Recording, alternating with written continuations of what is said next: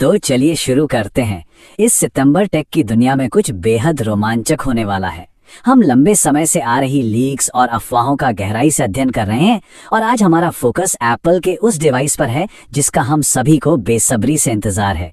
जी हाँ, बात हो रही है एप्पल के आगामी फोल्डेबल डिवाइस की, जिसे आईफोन अल्ट्रा का नाम दिया जा रहा है। लीक हुए ब्लूप्रिंट्स के आधार पर इस बहुप्रतीक्षित डिवाइस के डिजाइन और फीचर्स की एक बहुत ही दिलचस्प तस्वीर सामने आई है। अच्छा, आइए देखते हैं कि आज इस विश्लेषण में हम किन किन चीजों पर चर्चा करने वाले हैं।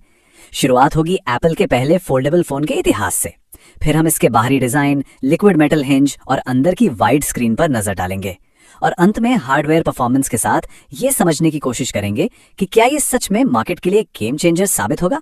भाग एक, एप्पल का पहला फोल्डेबल फोन। अब सीधे इस नए डिवाइस के डिजाइन पर जाने से पहले जरा इस पूरी इंडस्ट्री के इतिहास और बैकग्राउंड को समझना जरूरी है ताकि हमें कॉन्टेक्स्ट मिल सके।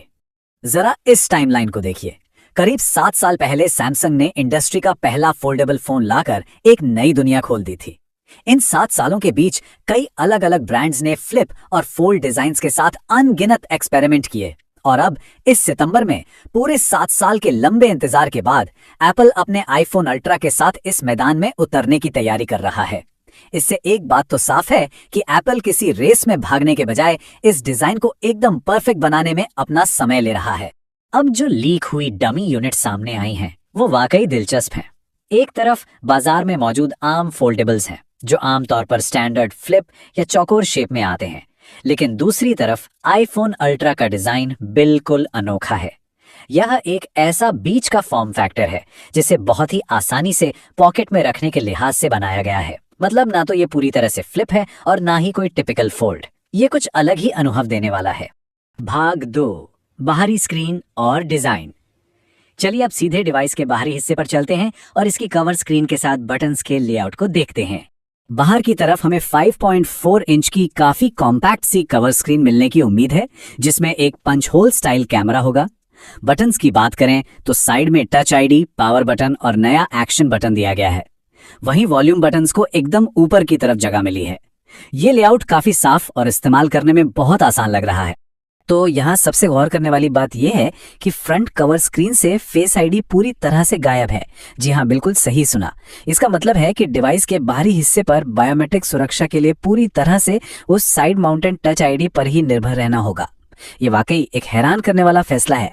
अब जरा इसके पिछले हिस्से यानी रियर पैनल को देखते हैं। यहाँ डुअल कैमरा सेटअप दिखाई देता है जिसमें मेन और अल्ट्रा वाइड लेंस शामिल हैं। दिलचस्प बात यह है कि इसमें कोई टेलीफोटो लेंस नहीं दिया गया है। हालांकि मैगसेफ सपोर्ट के लिए पीछे की तरफ एक बहुत ही प्रीमियम ग्लास बैक डिजाइन जरूर देखने को मिलेगा। भाग 3, हिंज और बिल्ड क्वालिटी। किसी भी फोल्डेबल फोन की जान उसका हिंज होता है। तो चलिए अब इसी मैकेनिकल हिस्से और फ्रेम की बात करते हैं। और ये शानदार ढंग से इस फोन की सबसे बड़ी खासियत को दर्शाता है। सोर्स वीडियो में जो सस्ती से प्लास्टिक डमी दिखी थी उसे भूल जाइए।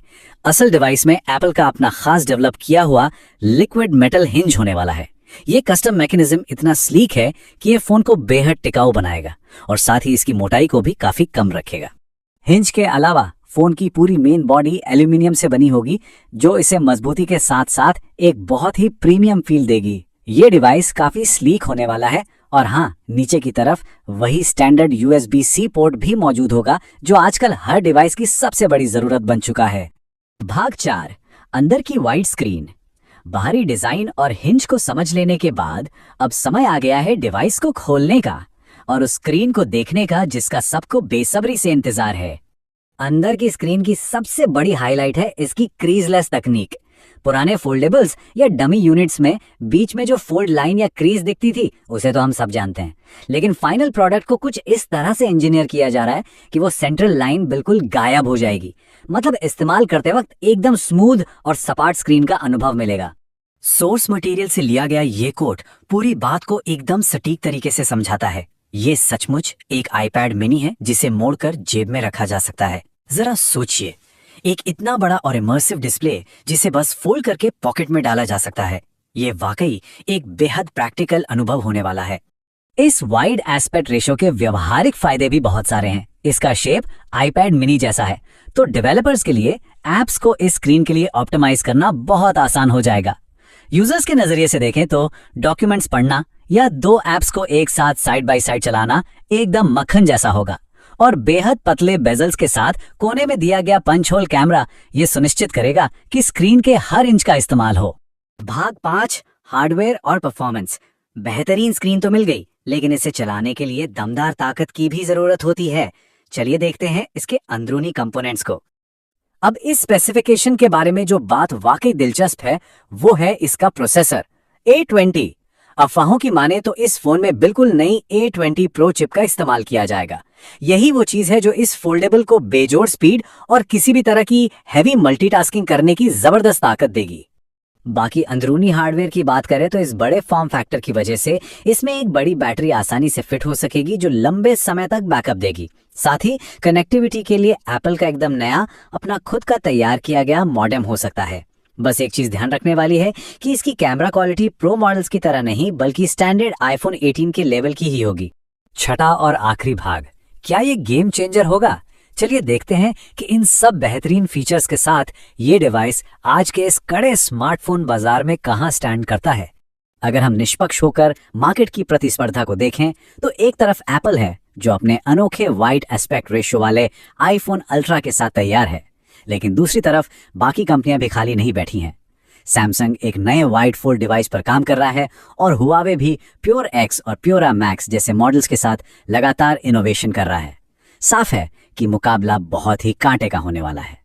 तो अंत में सबसे बड़ा सवाल यही रह जाता है, ये फ्लैगशिप डिवाइस आखिर किस कीमत पर लॉन्च होगा और क्या इसका ये अनोखा चौड़ा डिजाइन पूरी स्मार्टफोन इंडस्ट्री को एक नई दिशा में सोचने पर मजबूर कर देगा?